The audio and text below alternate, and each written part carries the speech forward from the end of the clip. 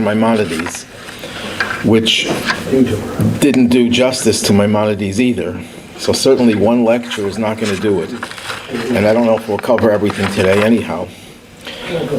But Maimonides, who lived 800 plus years ago, left an indelible mark on Jewish life and Judaism in ways that virtually no other sage has done. If you had to talk about the 10 most influential sages, rabbis, scholars in all of Jewish history, Maimonides would certainly be on that list. For the medieval period, Maimonides, together with Rashi, although totally different personalities, different approaches to everything, they were the two greatest sources of Jewish knowledge in the medieval period. But today we're talking about Maimonides. Some other time we'll talk about Rashi. So great was Maimonides, and so in such high regard he was held, that on his tombstone they engraved the words, "From Moses to Moses, no one has arisen like Moses." Moses, the leader of the Jewish people, who liberated them from Egypt, through whom the Torah was given, who led them up until the promised land. Moses, the greatest Jew that ever lived, the greatest human being that ever lived. And to say the same thing about Maimonides, that from Moses to Moses no one arose like Moses, is an incredible praise that is not heaped on anyone else that I can think of. We refer to him as Rambam, or Rambam. Depending on if you're Israeli, you'll put the accent on the second syllable. Rambam is an acronym, Rabbi Moshe ben Maimon. Rabbi Moses, the son of Maimon. Maimon was his father. He was the greatest Talmudist of his time, the greatest theologian, the greatest philosopher, the greatest physician. He was a great astronomer. But he was also a selfless leader, a theological warrior, an iconoclast. He demolished the idols and ideologies of those who were who believed in things that were contrary to the principles of Judaism. He was a passionate lover and defender of Israel, of the Jewish people. He was an incredible human being who lived on this earth for less than 70 years, and yet was able to accomplish what would take today 1,000 professors. I was going to say from Harvard, but I'm taking that back.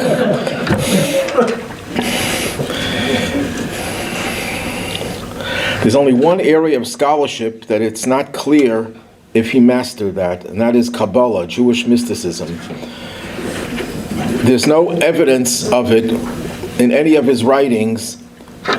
There are no references to any concepts of Kabbalah, of Jewish mysticism. However, there is a tradition that, especially in the Hasidic community, that at the end of his life, he did study Kabbalah and he embraced it. But otherwise, there's no area of knowledge that he didn't master. And not just master, but become the greatest thinker in those areas. He was the ultimate Renaissance person, if you will.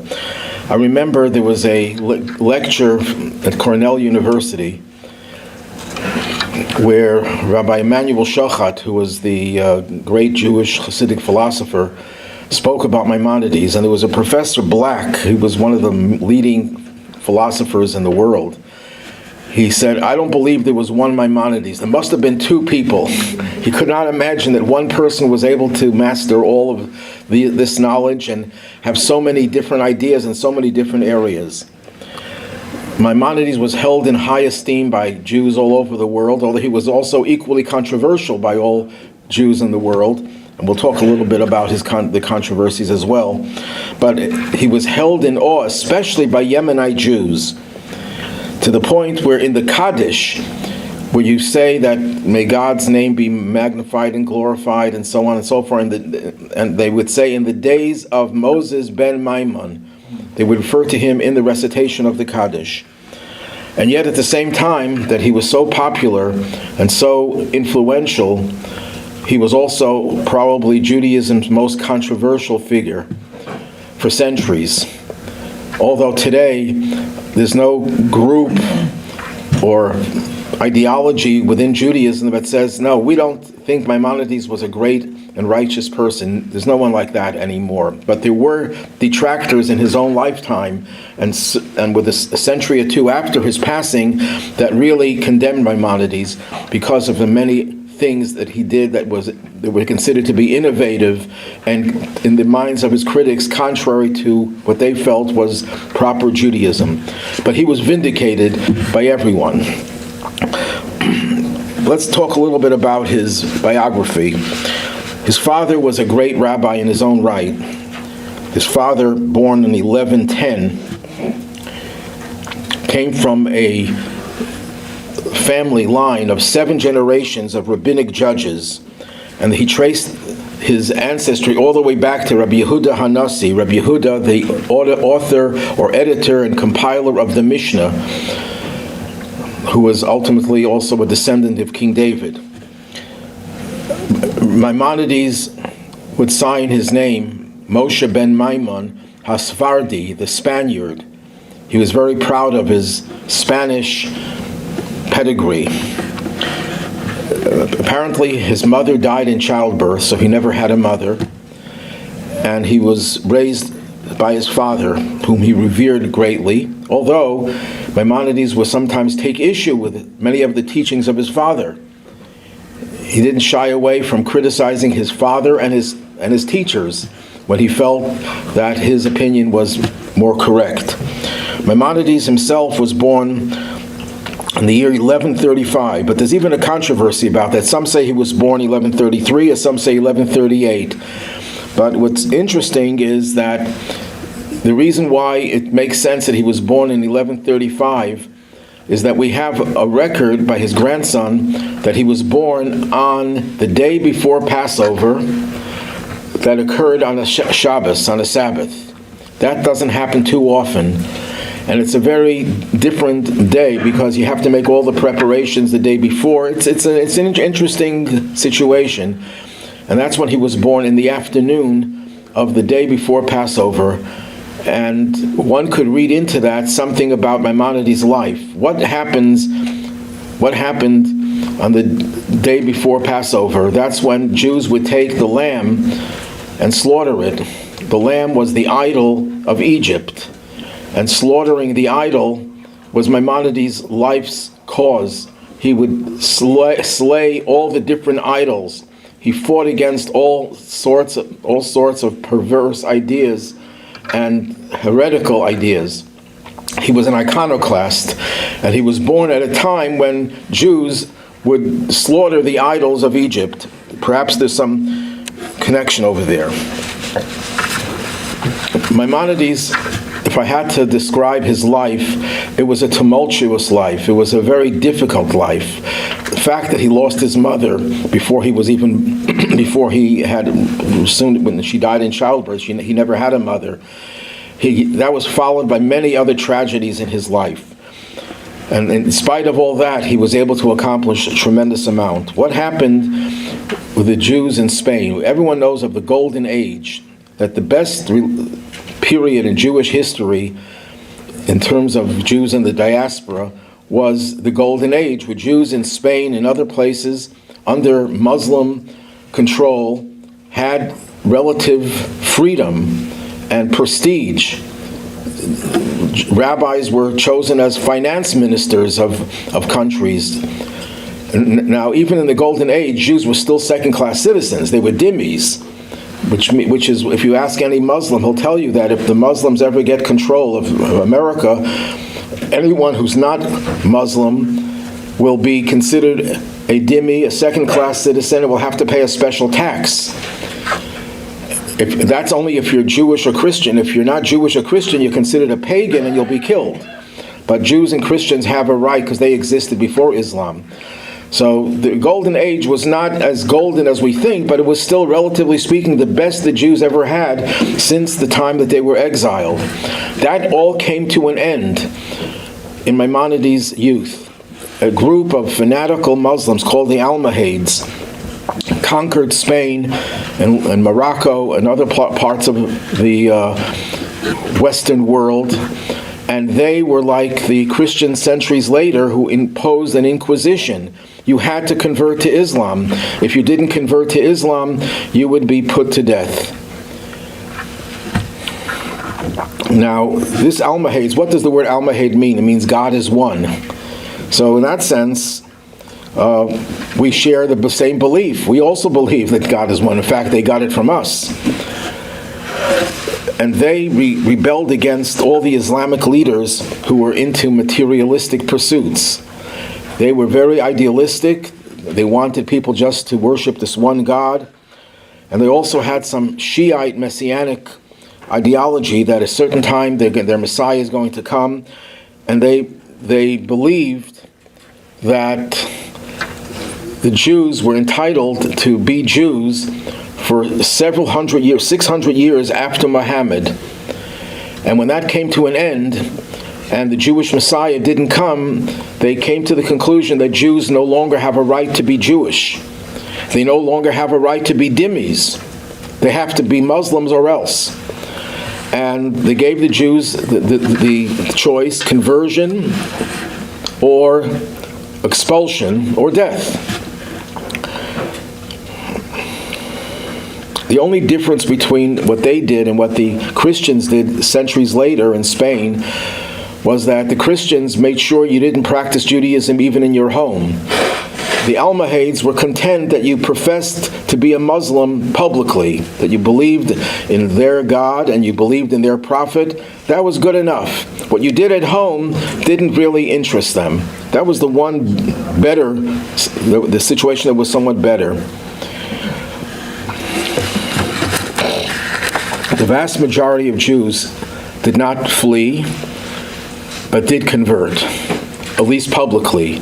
But privately, they maintained their Judaism. They would pray in the mosque, and then they would go home and say their Jewish prayers. They would study Torah. They would fulfill the commandments.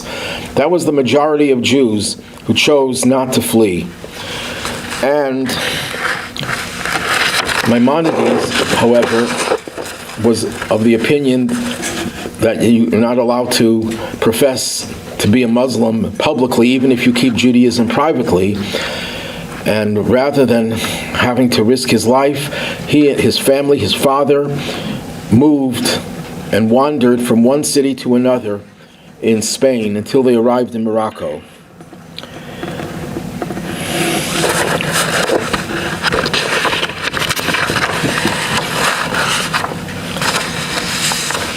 So for 11 years, Maimonides wandered with his family, and he arrived eventually in Morocco, Fez, Morocco, in 1160. So he was born 1135, so he was 25 years old when he finally arrived. So what do you think, for 11 years he was wandering, what do you think he did in those 11 years while he was wandering? He became the greatest scholar in the world. There was a little problem. Morocco was also under control of the Almohades.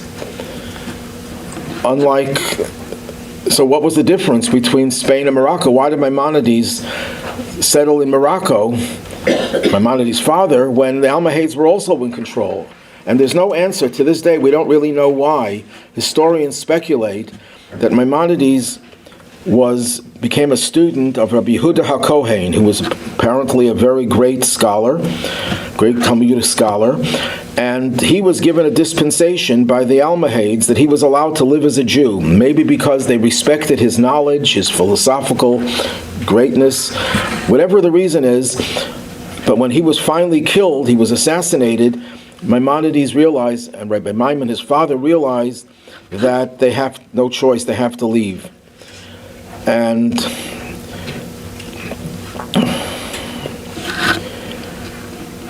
there is a myth that Muslims claim that Maimonides converted to Islam. But it's the most ridiculous statement, because Maimonides' discussion of Islam is so caustic, he so denigrates Islam as well as Christianity. Maimonides did not apologize for other religions. He was certainly a great enemy of Islamic thought and of Christian thought. So that Maimonides converted, the reason why they suggest that is because he lived in Morocco for a few years, and Morocco was under the control of the Almohades. So they imagine, well, he must have converted, otherwise how did he survive? But the answer to that is that he probably survived because of this rabbi who was given a dispensation, and as long as that rabbi was alive, he was protected. But whatever the reason is, Maimonides remained a faithful and loyal Jew throughout his life. In 1160, something happened. The Jews were becoming very disillusioned with the situation and going through this suffering and this pain. And Maimonides' father, Rabbi Maimon, penned a letter called the Letter of Consolation. And that letter strongly uplifted the spirits of the Jewish people.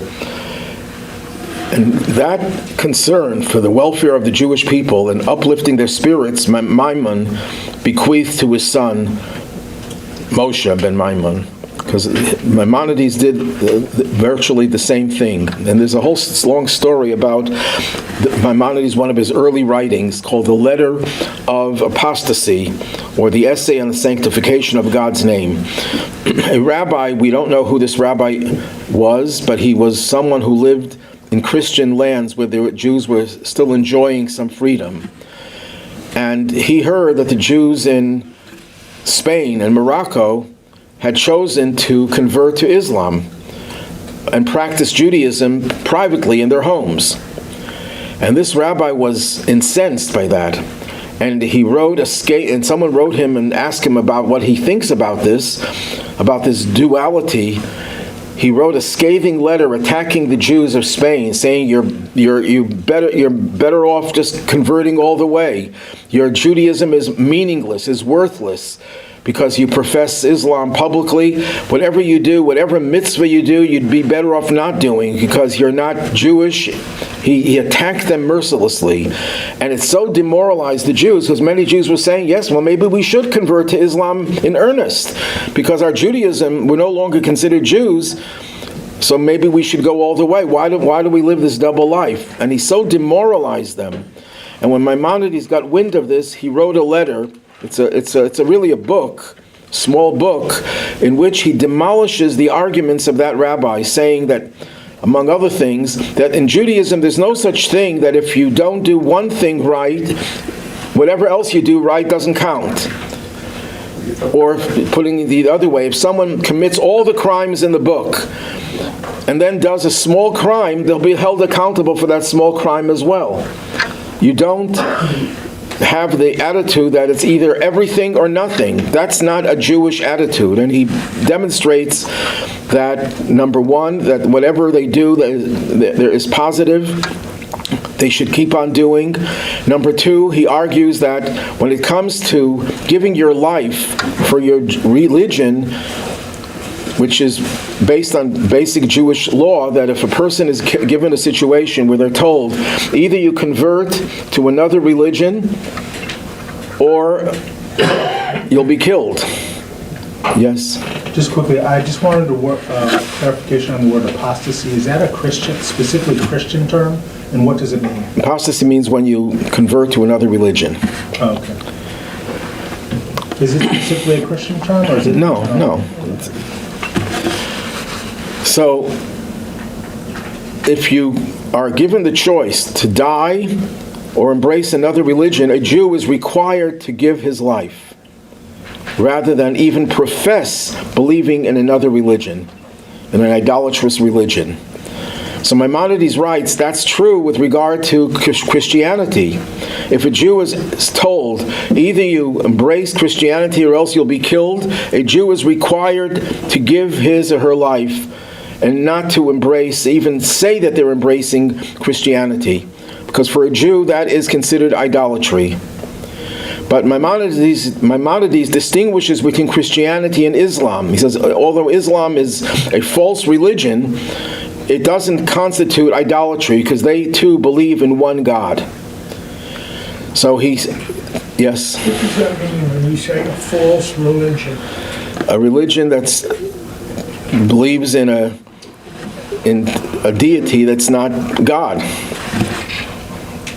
or believes in a prophet that's not a real prophet, or believes that the Torah was no longer valid. Why do you say they're a monotheistic religion? They're monotheistic because they believe in one God, but they don't believe in the Torah. They claim the Torah was falsified, and they claim that the Torah is not true.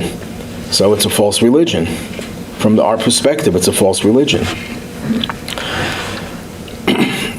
So Maimonides says the fact that the Jews did not die rather than embrace Islam does not disqualify them and make them into evil people who are no longer considered to be part of the Jewish community. And so Maimonides takes very strong issue. But at the end of the letter, the Maimonides makes a U-turn, and he says, however, for these Jews to remain in Spain, that's wrong. They should leave. They should not stay in a country where they can't remain Jewish, and they have to profess the belief in a false religion. This letter demonstrated Maimonides' brilliance on one hand, and his sensitivity on the other hand. He felt the pain of the Jews who were being told that they're sinners and they're horrible and they're terrible and they are no longer considered Jewish. He demolished that argument. He uplifted their spirits, but he also, now as a loving father, rebukes his children. It's taken very differently.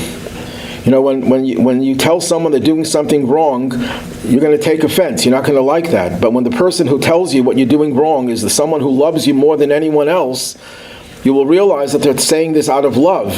And that's how Maimonides was able to get these people to follow in his footsteps and leave the country.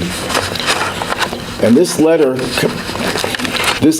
catapulted him into Jewish leadership. This is where Maimonides is no longer just a young, budding scholar, but Maimonides is a great leader, because he couldn't tolerate the way the Jews were suffering, and he had to pen this letter. When Maimonides was in Fez, Morocco, he began writing his commentary on the Mishneh. The Mishneh is the first body of oral teachings that were put into writing by Rabbi Yehuda Hanassi in the 2nd century. And the Mishneh was later on commented on and discussed by the later sages in the Gemara, in the Talmud. So there are many people who study Mishneh but don't have the ability to study Talmud, but the Mishneh without the Talmud is a closed book. So what Maimonides did is he wrote a commentary on the Mishneh where he gives you the digest of the Talmud with the clarification, making the Mishneh a book that becomes accessible to everyone. This was a major work, and to this day it's studied as one of the major works of Jewish law. And this book, this large book, which is a commentary on a few thousand Mishnahs, contains within it a few mini books. There's an introductory work, which is like a book unto itself, where Maimonides gives you the whole history of Jewish law and its development. There's a mini book where Maimonides writes a whole book on spiritual psychology. And there's a whole section where he delineates the 13 principles of faith. Maimonides, we discussed this in earlier classes, Maimonides formulated that Jews have to believe in 13 primary beliefs that are the foundation of Judaism. So that was all contained in this commentary on the Mishneh, plus other smaller books that introduced Jews to the deeper meanings of the writings of the sages. That's where he started writing that commentary at the age of 24. He completed it in Egypt at the age of 30 in 1165. After which he started writing his Mishneh Torah. That was his magnum opus, which took him 10 years to complete. But even before the writing of the commentary on the Mishneh, Maimonides' first work was called the Treatise on Logic. He wrote it when he was either in his teens or his early 20s. Treatise on Logic is a philosophical work, a small work, divided into 14 chapters. And by the way, Maimonides loved the number 14 because every one of his books had either 14 chapters, 14 sections, 14 categories. Why did he love the number 14? So my speculation is Maimonides was born on the 14th day of the month of Nisan. So then I had a problem. Maimonides loved the number 14, yet he formulated 13 principles of faith. Couldn't he have found one principle and divided it in two and get 14 if he loved 14 so much? And my answer to that is that 13 is the gematria, the numerical value of the word echad, one. All 13 principles derive from one overriding principle, and that is the existence of God. And God is everything. So all 13 principles are really one. If he makes it 14, 14 is the gematria. How would we write 14 in Hebrew? The word is yad. Yad is a hand. A hand has 10 fingers. A hand is something that is divided. When you want to talk about division, you use 14. When you want to talk about unity, you use 13. But that's for another time, another lecture. He also wrote a commentary. Yes? What is the gematria or Kabbalistic significance of the number 14? 14, I just said 14 is 13. I didn't know. 13 is echad, is of one, and yadalid 14 is yad, is hand, which represents division. Yeah. He also wrote a commentary on the Talmud. We only have fragments of it now, but he writes in it. We have fragments of it, and he writes in it. I wrote in my commentary on the Talmud. So he wrote a commentary on the Talmud. This is all in his 20s. He also wrote a synopsis of the Jerusalem Talmud. See, there are two Talmuds, and this is a discussion for another time also. There's a Jerusalem Talmud and there's a Babylonian Talmud. Most people are familiar with the Babylonian Talmud, which was abridged by Maimonides' teacher's teacher, Rabbi Yitzchak Alfasi, which enabled people to get the final decisions from the Talmud. But no one did that to the Jerusalem Talmud except Maimonides, and we only have fragments of that. The rest of it was lost. Some of it we got from the Cairo Geniza. Some of you might be aware that in the turn of the century, they discovered treasures of manuscripts in a Geniza. A Geniza is where they would hide or store old books. Even today, when people use Jewish books, Torah books, and they get worn out, you can't just throw them out. You have to either store them in a place or they bury them. So they discovered in this Cairo Geniza even some of Maimonides' own handwriting, his own manuscripts. Incredible discoveries, and they're still doing research on what they discovered. Thousands and thousands of pages that were kept there in Cairo. So that's where they found his commentary on the Talmud and the abridged Jerusalem Talmud.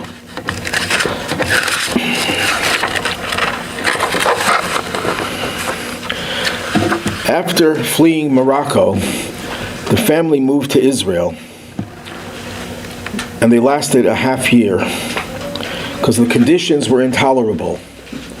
The conditions did not allow him to settle there because the country was overrun by bandits.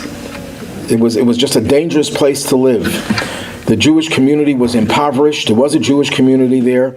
Maimonides says that he went to the Temple Mount, to a synagogue there, I guess near the Temple Mount.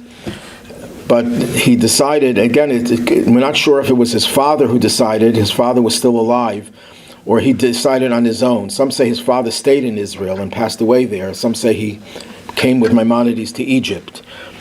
And in 1165, he moves to Egypt, first in Alexandria, and then in a place called Fostat.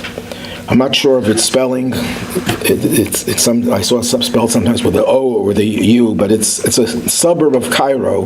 That was like the Jewish area within Egypt. Why did Maimonides leave Alexandria?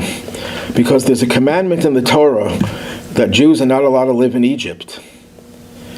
And the question was asked why Jews did live in Egypt. And there are many explanations, justifications for it, depending on the circumstances. But Cairo is not considered Egypt by Jewish law. According to some sources of Jewish law, Cairo is really part of Israel. And this goes back to a midrash that says that when Sarah was abducted by Pharaoh, and he was struck because he took Sarah, he gifted Abraham with many different things. One of his gifts was Goshen, the part of Egypt, the fertile part of Egypt where the Jews settled when they were slaves in Egypt. and that includes Cairo. So if anyone has a problem with Israel owning Gaza, we just not just own Gaza, we also own the Sinai all the way up to Cairo.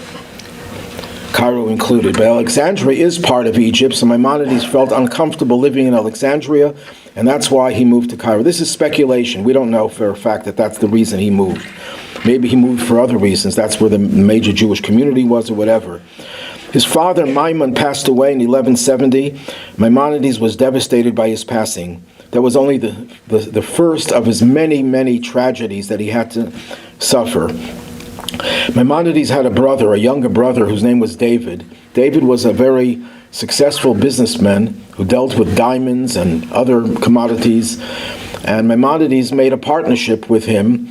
So Maimonides was able to study and not have to work. Everyone knows Maimonides was a physician, was a doctor. He only became a doctor because he had to, as we'll soon see. But before he became a doctor, he was a constant student. He was constantly learning everything, philosophy, of course, Talmud, and medicine. And when his brother drowned in a shipwreck in the Indian Ocean, Maimonides was more devastated by that than the loss of his father, the loss of his wife, the loss of 2 daughters. This was like the last blow, and he was so affected that for 1 year, he writes, I couldn't get out of bed. He was in a deep depression. It's hard for me to understand how a person of Maimonides' stature can be in such a deep depression, but he was human, and obviously the loss of his brother was even worse than the loss of his father. He had no mother. The loss of his father, the loss of his wife, the loss of his children. Perhaps it's because it was the final blow. The only consolation he had left was he had this brother who he was so very close with. His brother was his best friend and his student. And the loss of his brother devastated him. And it took him a year to recover. And years later, he said, I'm still grieving for the loss of my brother. Maimonides in Egypt discovered that there was a community of Jews called Karaites. Karaites are a sect of Jews who, a few centuries before Maimonides, rebelled against rabbinic authority and claimed that the Torah that we follow is only the Bible. That's it. We don't believe in the oral teachings that were passed down from century to century. They rejected the belief in oral Torah. In a sense, they rejected the belief in most of Judaism, because most of Judaism that Jews practice, even Jews who are not observant, but just practice some cultural Judaism, most of the cultural Judaism is based on the oral traditions, not on the Bible. The Bible, without the oral tradition, is a closed book and cannot be deciphered, cannot be interpreted, unless you have the oral tradition. But they rejected the oral tradition. The famous example is they were like the Sadducees, who centuries earlier did the same thing. One of the famous aspects of Karaite life is that on Shabbos, on the Sabbath, they sit in the cold, dark homes eating cold food, because the Torah says, the Bible says, don't burn fire in your dwelling places. So they took that to mean you're not allowed to have a fire going. If you don't have a fire going in those days, in the winter it was freezing, the food was cold, and it was dark at night. But that's not the way the oral tradition interpreted it. The oral tradition interpreted you're not allowed to ignite a fire on Shabbos. But if you have a fire burning from before Shabbos, not only is it permissible, it's desirable. That's one of the reasons, many reasons, we light Shabbos candles before Shabbos, to indicate we are those who believe in the oral tradition. So the Karaites had all the power in Egypt. Even though there were other Jews who were not Karaites, traditional Jews, the Karaites had more power. And Maimonides recognized how dangerous they are to Jewish survival, and he fought against them tooth and nail. He started a major campaign against them as heretics, but interestingly, he was very kindly disposed to them as individuals. He would help them. He would show them love and compassion as individuals, but rejected them as terms of their ideology. It teaches us a very powerful lesson. You don't have to agree with someone to be nice to them. You don't have to accept what they say in order to accept them as human beings and as Jews. So Maimonides demolished the Karaites ruthlessly, and he got rid of them in the end. They lost all their power because of Maimonides. So he didn't make too many friends there, but he was still a very gracious person to them as individuals. I remember a certain personality, I'm not going to mention any names, was visiting a country, and a very prominent personality who veered off the course of Judaism somewhat, and many Jewish organizations were sponsoring his appearance there. But the Rebbe told the Chabad rabbi there, who asked the Rebbe, what should I do? Should I also invite him? Because everyone else was inviting him, was co-sponsoring. And the Rebbe says, no, we can't. Don't invite him. A few weeks later, this rabbi, Chabad rabbi, comes to the Rebbe, and the Rebbe says, did you have him over your house? He says, what do you mean? You told me not to sponsor it. He says, yeah, that's as an organization. You can't subscribe to his ideology because we think that ideology is wrong. But as an individual, why didn't you bring him to your house? Why didn't you show him love? That's a lesson that we learned from Maimonides himself. Maimonides then embarked on a major project. As I mentioned before, the Mishneh Torah was the most important Jewish work of Jewish law since the writing of the Talmud. And to this day, there has never been anyone else who has matched Maimonides' effort in writing the Mishneh Torah. What is the Mishneh Torah? The Mishneh Torah is an encyclopedia of Jewish law that encompasses all of Jewish law. All of Jewish law is based on the Mishnah, the Talmud, the Midrash, and subsequent commentaries that clarify the Talmud. And when you study Talmud, you get a mixture of topics that in order for you to figure out what is the Talmud's position on any given area, you have to master the whole Talmud and sift through it and analyze everything. You have to be a major scholar to be able to study Talmud and get any benefit from it in a practical sense. What Maimonides did is he rewrote the whole Talmud in clear, lucid Hebrew, which was different from all his other works, which were written in Arabic, most of his other works, and presenting every detail of Jewish law there is. Nothing is left out of the Mishneh Torah. And in order to write the Mishneh Torah, he wrote another book beforehand, and that's called the Book of Commandments. The Mishneh Torah is based on the tradition in the Talmud that how many commandments are there in Judaism? 613. The Talmud makes that statement. The Talmud does not tell you how to arrive at number 613, because if you try doing it yourself, you'll get stuck. Because if you start counting every time the Torah says, I want you to do this, or I don't want you to do that, you'll get many more than 613. I don't know, I couldn't tell you how many more because I never tried that, but a lot more than 613. So the Talmud says 613. Obviously, the Talmud was talking about a system of categorizing commandments. For example, if a commandment is repeated in the Torah, for example, the Torah tells you don't do work on the Sabbath several times. How many commandments is that? Well, you could say it's as many as times that it's mentioned, but that's not how we count 613. If a commandment is repeated, it's only counted as one. Even if it's repeated 5 times, it's still one commandment. And as Maimonides devised a system of 14 rules. Remember 14. 14 rules. How to determine what is a commandment. I'll give you another example. Sometimes the Torah could say something. It's not a commandment. It's a promise. For example, when the Torah talks about going out to wage war, and this is relevant today, the Torah says, don't fear the enemy. So many commentators say that the Torah is promising you that you will be strong and you won't fear the enemy. But Maimonides says, no, it's a commandment. You're not allowed to fear the enemy. Well, how could you change a person's feelings? If a person is full of fear, and trepidation because they're fighting a battle, and we see tragically 176 soldiers were killed in this war in Gaza. Every soldier who goes into Gaza knows that the chances are there is a possibility that he will not come out alive. So it's natural to have fear. So Maimonides explains it means you're not allowed to engage in any type of behavior that generates fear. You can't start telling your fellow soldiers, I'm terrified that I'm not going to come back home and I have a family and this and that. Don't encourage things that bring to fear. And that is a commandment.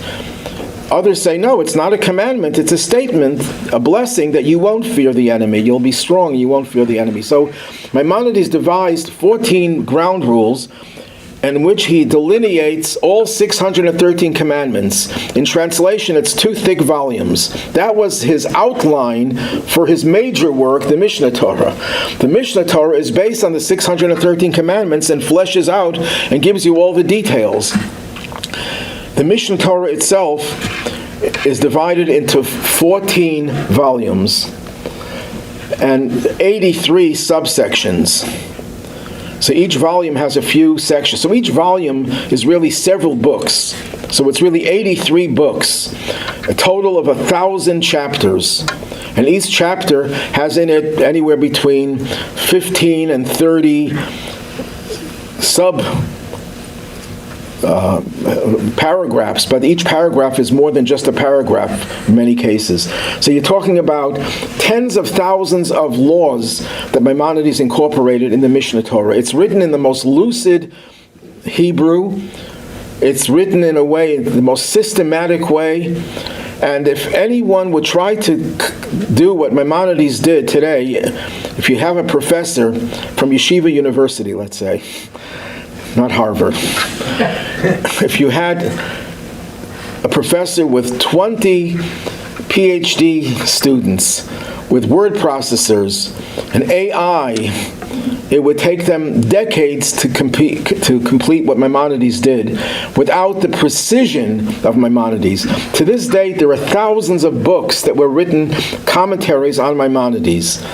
On the Mishneh Torah in particular. There are commentaries on his other works as well, but especially the Mishneh Torah. And the Book of Commandments was the outline before the Mishneh Torah. He started writing the Mishneh Torah in 1169. So how old was he? He was 34. And he included even the laws that are not applicable today. You see, that's where he veered off the approach of his teacher's teacher. His teacher's teacher was Rabbi Yitzchak Alfasi, I mentioned his name before, who abridged the Babylonian Talmud. Why did he abridge it? Because if you want to know what's the halacha, what's the final verdict, in the Talmud you have disputes. If you want to know what's the final verdict, you go to the Rif. Not Rif Raf, but Rif is an abbreviation of Rabbi Yitzchak Fasi. You go to the Rif and you see he gives you the digest of the Talmud and the final decision. But he only did that to the sections of the Talmud that are relevant today.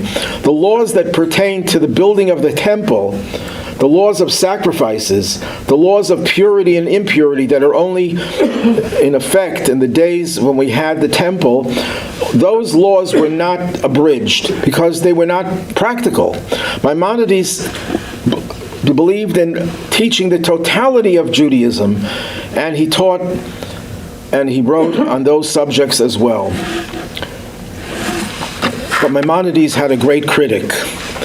There was a rabbi in southern France, Provence, Rabbi Avraham ben David, who was a very wealthy rabbi and a great benefactor. He used to support dozens, if not hundreds, of scholars to delve into the deep teachings of the Talmud. And when he saw Maimonides' work, he was very upset. In the terms of Talmudic scholarship, he was Maimonides' equal, many people would argue. And he didn't like the Mishneh Torah at all. Why didn't he like it? Well, for a few reasons. Number one, Maimonides, when he wrote the Mishneh Torah, did not give sources.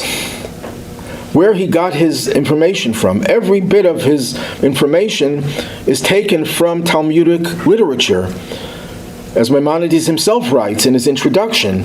But Maimonides does not give you the chapter and verse where he gets his information from. So Rabbi Avram ben David, known as the Raavad, said, do I have to trust him? I want to know his sources. And Raavad himself wrote a work similar to the Mishneh Torah where he gives sources. So he was very upset at Maimonides. And also another thing he was upset at, Maimonides wrote something that was considered to be presumptuous. Maimonides says that now you could study Bible, the biblical literature, and you could skip over the Talmud and study my work, because my work contains in it all the information on the Talmud. Well, Raavad didn't like that. You mean to say no more study of Talmud? Your work is going to supplant the Talmud? That's not probably what Maimonides meant. He meant that if you want to know the final decision, you don't have to go through the whole maze. I'm going to tell you where it leads. And then you study the Talmud for the sake of study. That's probably what he meant, but Raavad took it very literally, and he was very upset at that. So he wrote a few thousand comments on the Mishneh Torah. And believe it or not, that made the Mishneh Torah even more appealing. When you criticize someone, you give them more credence. What do they say? You can say anything about me, just spell my name, right? Something like that. But then Maimonides had another incident that catapulted him again into the position of leadership, not just of his own Jewish community, which he was the leader of, but also of the Jews in Yemen. Yemen is in the news these days in a bad way. And then there was also in a bad way. There was a Yemenite rabbi, Rabbi Yaakov al-Fayumi, who wrote to the Rambam because of three problems. There was a fanatical Muslim ruler, not an Almohade, but another sect, and he decreed the Jews have to convert, otherwise they'll be punished, who knows what. Then there was a Jewish apostate. Apostate is someone who breaks away from Judaism into another religion, who said Islam superseded Judaism, which is what the Muslims are saying today, that Islam is the final religion. And then there was a third incident where there was a man, a Jewish man, who proclaimed himself to be the Mashiach, to be the Messiah. And it was causing a lot of problems, because when the Muslim leaders see a Jew proclaiming himself to be the Mashiach, the king, the leader, it's upsetting to them, because it sounds like Jews are starting a revolt. And this happened throughout history, where fake, false messiahs like Shabtai Tzvi was a threat to the Sultan in Turkey, and he was forced to convert to Islam. So this was the problem the Jews in Yemen were suffering from. And Maimonides, in his response, talks about the root of anti-Semitism, that it's the envy of God choosing us, and that God gave us the Torah. And they can't fight with God. They're against God for doing that, so they turn against the people who were chosen and to whom the Torah was given. And then he talks about three forms of opposition to the Jews. There's one where they use brute force against us. They want to destroy us. And there's also where they try to refute or falsify Judaism. That was like the Hellenists. And then there's the combination. And Christianity and Islam were like the combination. They claim that Judaism is no longer valid, and Jews must be forced to accept the new revelation. And so he analyzes the role of Christianity and Islam in terms of its anti-Jewish attack. But he consoled the Jews of Yemen by telling them that Jews are unique and are indestructible nation, and all past and present persecutions were foretold by the prophets, and they failed to annihilate us or failed to destroy Judaism. So he says, don't worry, the present persecution will fail, and peace and tranquility will return. And that's a message that we have to take to heart today, perhaps more than any other time recently. We're looking at a surge of anti-Semitism that is unprecedented in the world. And in history. I can't speak for history, but I mean, with the information age and everything globalized. oh yeah, in that sense, right? That you could be walking in a mall and you'll be attacked, and the police will do nothing. You could be in a university and be told that we want you dead, and that ultimately we will kill all Jews. That's what they're saying when they say intifada, globalize the intifada. That means, intifada means destroying Jews, and globalize it means killing all the Jews in the world. They don't have to say those exact words, but that's what they mean. And they get away with it. Nothing is done. It's not even considered bullying. It's not only not, it's unprecedented, but it boggles the mind. At any rate, we know that as we're going through this difficult time, peace and tranquility will return. Then he refutes the claim that Muhammad was alluded in the Bible. What the Muslims then said, I don't know if they still believe that if you look in the Torah, you'll see Muhammad was predicted. But the Jews corrupted the text. For example, it says, God said to Abraham, I will multiply you b'ma'od ma'od, exceedingly so. So they said, oh, the original text said, I will multiply you with Muhammad.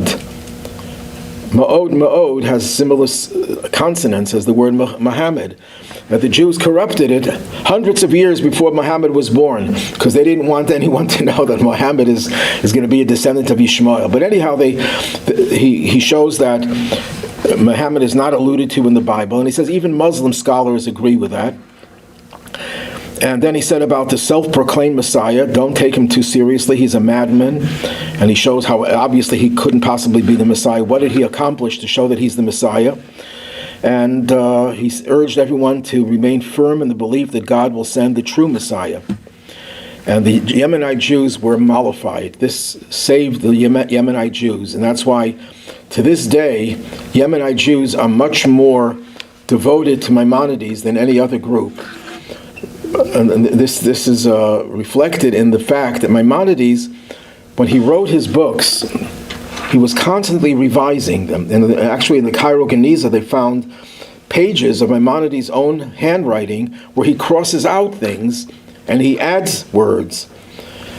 So Maimonides, when he wrote the Mishneh Torah, and he sent a copy of it to Yemen, he kept on sending revisions of it, only to Yemen. So the people in his own country didn't get the revisions. The Jews in southern France, who had the original Mishneh Torah, and that's what they critiqued, only had the original. They didn't have his later revisions. The Jews in Yemen did.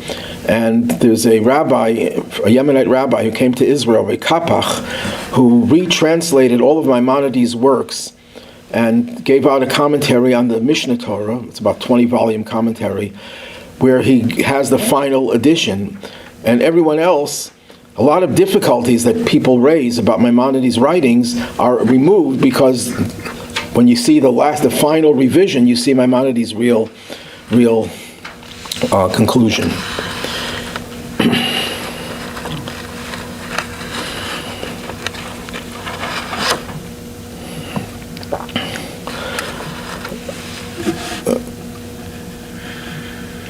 Here's where, if you read on page 8, what he writes about his loss of his brother that I mentioned before.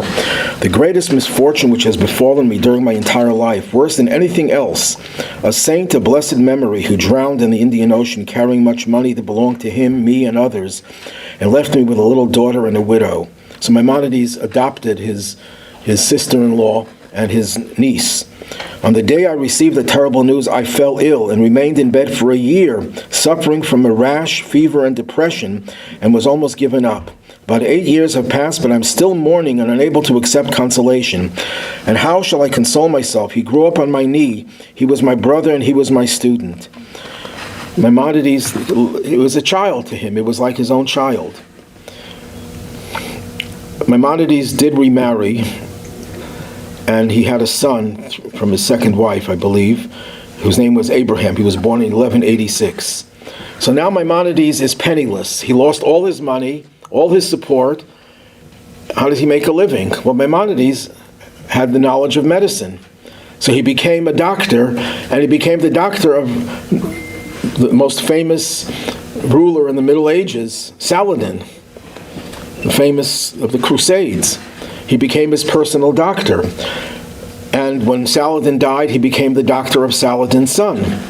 And he was respected as the greatest doctor. There's a story, and I don't know if it's true or it's apocryphal, that Richard the Lionhearted wanted Maimonides to become his doctor. Again, whether it's true or not, I don't know. But he was definitely world famous as a physician. And it's interesting that Maimonides was not like all the other physicians. There were two kinds of doctors in those days. There were doctors who would follow Greek medicine, Galen, Hippocrates. They were based on what they considered scientific, based on what they thought were rational teachings. And then there were the doctors who followed superstitious types of medications, things that were based on superstition. Now, you'd expect Maimonides to be in the first category because Maimonides was, above everything else, almost, a Greek philosopher. Maimonides specialized in Greek philosophy, and he was well aware of all the books, the medical books that were the great Muslim teachers taught him. But Maimonides was very selective. He experimented with every medicine. If it didn't work, he didn't care if it was scientific. Because science sometimes lags behind reality. Sometimes things that people believe in, even in the medical community, have been discounted, but they'll still practice it until the next generation. They don't give up so soon. But Maimonides did give up, so he deletes all those cures that he felt were not working empirically. And then he incorporated superstitious medicines as well. Some of them that he tried and they worked. He says, I don't care if they're based on superstition. If they work, they work. He was the real first empiricist who really based things on reality, not on some fanatical belief in science or a fanatical belief in some religious type of practice. Can I ask a quick question? Sure. In Talmud it says that during the 12th or 13th century was sort of like portals of great spiritual infusion of wisdom would enter into the world globally. And this is when the great Zen master Dogen lived, Dogen Zenji, who wrote Shaboginzu Treasury of the True Dharma Eye, a pinnacle of writing beyond any time and place, and also the Persian poet Rumi lived all at the same time of Maimonides. And I'm wondering if you could speak a little bit about how the 12th, I think it was the 12th century, kind of illuminated wisdom in this way. Well, the Zohar doesn't talk about the 12th century. It talks about it talks about the 19th century, the 18th and 19th century. I thought it was the 12th century. No. Okay, I'm mistaken. No, but Maimonides does write in the letter to Yemen that even though the era of prophecy had ended in biblical times, it says prophecy will return before the Mashiach comes. And Maimonides writes, and I know someone who is a prophet. So in other words, he was saying that prediction has already started to become true in the 12th century. So that's the closest I can get to that.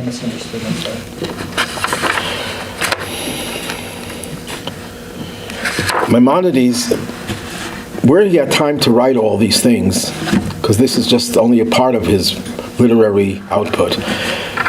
Maimonides, I mentioned before, wrote his books in Arabic, Judeo-Arabic. That means it was Arabic language, but Hebrew letters. I have one of his books, the Book of Commandments, that on one column is the Arabic, I don't understand a word, and the other column is Hebrew. But both are written with Hebrew letters. Why did he write in Arabic? It's like someone today writing a text of Jewish law in English. Who is it for? It's for the people who don't know Hebrew, obviously. Otherwise, why would you write the original sources of Jewish law? The Mishneh is Hebrew, the Gemara is Hebrew Aramaic. So why would you write in English? Because you're writing for a public that doesn't have the knowledge of Hebrew. So Maimonides, though he was this towering scholar, the greatest scholar of his time perhaps, was writing his works as a popular work for the masses. But as soon as it was translated into Hebrew, it became the most important work of Jewish law, scholarly, in the sense of scholarship. Maimonides underestimated his own greatness and his humility. He wrote for the masses. So all of his Arabic works were translated into Hebrew. The one work that he didn't write in Arabic was the Mishneh Torah. That he wrote in very clear, lucid Hebrew. So one of his translators writes a letter to Maimonides. He says, I would like to translate the Mishneh Torah back into Arabic for the masses. And Maimonides writes back, he says, I regret that I wrote my other books in Arabic. So you want me to take the one book I didn't write in Arabic and put it back into Hebrew, into Arabic? But anyhow, this translator wanted to come to visit the Maimonides. He wanted to discuss things with him. And Maimonides writes him a letter. He says, where am I going to find time? Early in the morning, I finish my prayers. I go to the palace of the king, of the sultan. I treat his family, his harem, and I'm there all day. Haven't had a chance to eat anything. I come back, it's at nighttime. There's lines of people waiting for me to treat them. I excuse myself to take something to eat before I treat them. Jews and non-Jews are there, and I'm treating them for hours into the night. The only time I have a chance to study a little is on Shabbos. So where am I going to have time to talk to you? So when did he write all of his writings? Well, he wrote that before he became doctor, but he even wrote after he became doctor. Among his various writings were his letters and responsa. People wrote him questions from all over the Jewish world, from southern France, from Babylonia, now Iraq. People were writing him with questions, with arguments against his writings, but also questions, inquiring him about his opinions in Jewish law. We have at least 3 volumes of his letters, and I'm sure that's only a small measure of his output of letters. He also wrote 10 volumes of medical works. But his most important book after the Mishneh Torah was the Guide for the Perplexed. In the year 1186, he completes the Guide for the Perplexed, and that's what made him famous even amongst non-Jews. He influenced many great philosophers. Thomas Aquinas, for example, the Catholic theologian and philosopher, was influenced by Maimonides, and many others as well. The Guide for the Perplexed was translated into many different languages, and it's divided into 3 parts. Part 1 is a critique of anthropomorphic terms, which means when the Torah talks about God and it uses language that impute physical attributes to God. God stretched out his arm. God descended. God spoke. God regretted. All these expressions that talk about God in human terms. And that posed a problem to many of the people who were steeped in philosophy, couldn't understand how could you ascribe physical properties to God. So he devotes almost the entirety of the first section of the guide to showing that those terms are not to be taken literally. They are metaphoric. When it says that God descended, it doesn't mean that God is up there in the sky and he came down physically. It means that God manifested himself. That's why he says the Unclus translation. Unclus was a convert to Judaism who translated the Torah into Aramaic, and to this day it's read every single week by Jews. One of the most important translation of the Torah. And wherever the Torah uses the term Vayere, then he descended, Unclus translates it as Ve'izgali, and he revealed himself. He manifested himself. So that Maimonides goes through every one of those terms. The second part of the guide is about creation. Aristotle and Plato believed the universe always existed in one form or another. There was no creation. They believed in God, that God also always existed parallel to the universe. And Maimonides demolishes their proofs that the world always existed. That's a good part of the second section of the guide. The third section of the guide is when Maimonides rationalizes all the commandments. he goes through many of the 613 commandments and explains them rationally. For example, he says, why is it that we're not allowed to eat milk and meat? It's because the pagans would use milk and meat mixtures as an offering to idols. And therefore, to distance us from idol worship, the Torah said we shouldn't eat milk and meat. And this is just one of many explanations, rational explanations for the commandments. Maimonides sometimes comes to the conclusion, I don't have an explanation for this commandment or for the details of the commandment. But Maimonides believed that we are entitled to give reasons for the commandments. Many others took issue with Maimonides on this, and they felt that, no, you can't give reasons for the commandments unless the Torah itself gives a reason.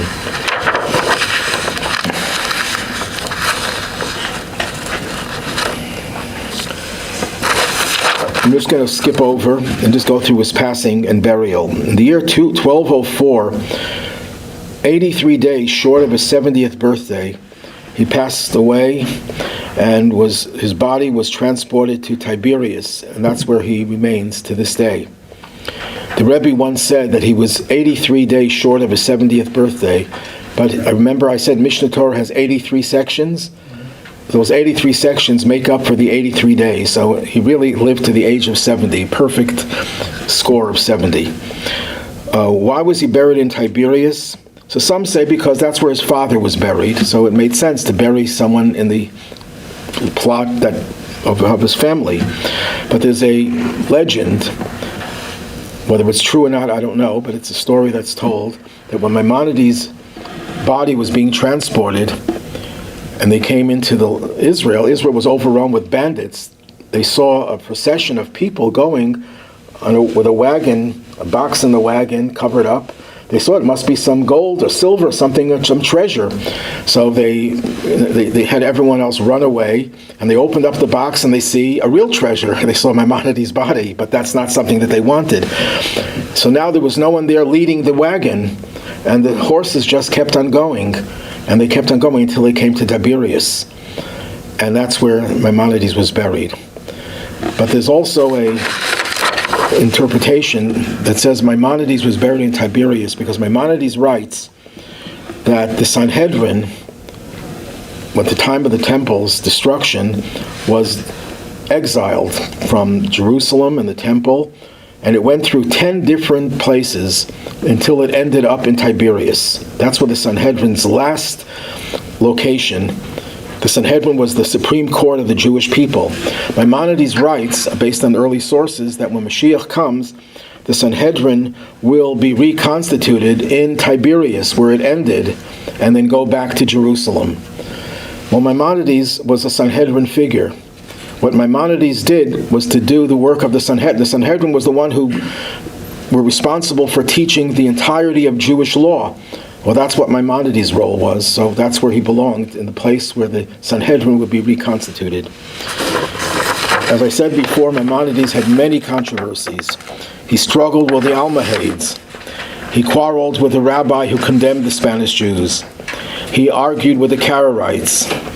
He had disputes with the Gaonite. The Gaonite were the leading rabbis in Babylonia. Babylonia was the center of Judaism for centuries. That's where the Talmud was written. And even after the Talmud was written, there was a period called the Gaonic period. And the Gaonic period was a very fertile period of Jewish scholarship. And Maimonides disagreed with a lot of their approaches to Jewish law. We're not going to go into the exact details. Was he alive when Nachmanides was alive? Nachmanides was born 150 years ago. No. Nachmanides was born, Maimonides was still alive. But he grew up, Maimonides was gone. Maimonides was born, I think, 1190 something. So they really weren't peers? No, not at all. Nachmanides was one of Maimonides' greatest critics and defenders. And if not for Nachmanides, we probably wouldn't have the same view of Maimonides today. Because his critic was also his defender. And Nachmanides maybe one day we'll do a thing about Nachmanides. He was certainly a Maimonidean type of person. He was also a Renaissance person. He knew everything and was involved in everything. But if I may, Sure. not only did Maimonides come later, the two also grew up in very different environments. The Rambam, Maimonides grew up in a very Arabic world and defended against that. Maimonides was back in Spain. And the Christian. The Christian, right, with the great debates and all that. So it was a different environment that he was responding to at the time. In fact, that's Yeah, accurate. that is 100% accurate. Maimonides was attacking rabbis for getting paid to teach Judaism. He felt that a rabbi is not allowed to be remunerated for teaching Judaism. A rabbi has to have another job. Maimonides himself, either he was a silent partner with his brother in business, or he became a doctor. Maimonides fought against those rabbis before him who believed that the physical terms ascribed to God can be taken literally. He fought against them and prevailed. Maimonides rejected the belief in demons and astrology. He was criticized for establishing 13 principles of faith. Who gave you the right to decide which are the principles of faith? All of Judaism is valid. Why just pick out 13? They didn't like his lack of emphasis on one of the 13 principles, which is the belief in the dead coming back to life in the Messianic age. He only writes one line about it, and they said, Maimonides doesn't really believe in it. I can't understand why they would think he doesn't believe in it if he only wrote one line. But he wrote a whole letter defending himself. So yes, I do believe in the literal meaning of the resurrection of the dead. But he was attacked for that. He was attacked for classifying commandments into different categories, giving reasons for the commandments. He was attacked for the Mishneh Torah's alleged replacement of the study of Talmud. The fact that he didn't give any sources. The fact that he restructured the teachings of the Talmud in a different order than they are in the Talmud. And probably the greatest criticism was his guide for the perplexed, his desire to synthesize Greek philosophy with Judaism. Most of the rabbis said, Greek philosophy, feh. Why should you even bother with it? It's something, it's heresy, it's wrong. Why are you giving it so much credence? Maimonides was writing for people who believed in Greek philosophy as being truth. And they felt that there was a conflict between that and Judaism. So he sought to reconcile the two so that would preserve Judaism. So Maimonides is today celebrated by everyone. It doesn't mean we follow everything that he says, because there are other opinions that disagree with him, and they were equally great authorities. The Code of Jewish Law, Rabbi Yosef Karo, had a system that he took the greatest Jewish authorities of law, Maimonides, the Rif, as I mentioned before, and Rabbeinu Asher, who was an Ashkenazic authority who lived in Germany and then moved to Spain. Fled Germany to Spain. And he says, if two of those three agree on something, that's how I follow. That's how I rule. So Maimonides is one of the three that he bases his final rulings on. Any questions? So whose idea? It's my Maimonides or your Maimonides? It's the Rambam. That solves the problem.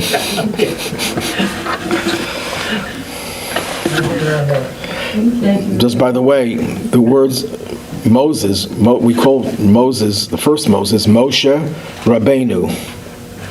Maimonides is called Rabbeinu Moshe.